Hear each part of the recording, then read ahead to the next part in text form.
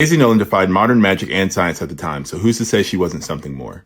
She's considered the original medicine woman in Decatur. From her home in the Old Town area, she elicited client after client after client across the entire country. She was known for removing hexes, miraculously healing people from illnesses that doctors could not cure, healing people from paranoia, and helping people with countless issues. Some knew her as she said she was, a healer.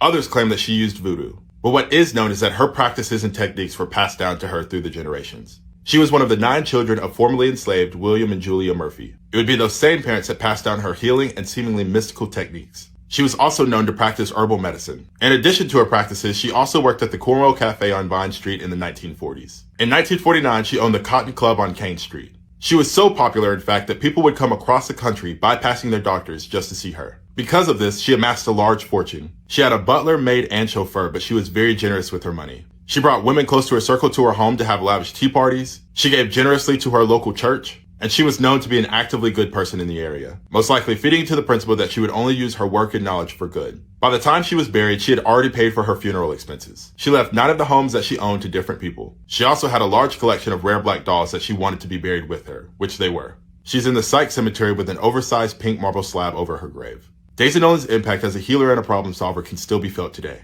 And this is because of all the people, past and present, who can say that they were cured or helped by Daisy Nolan.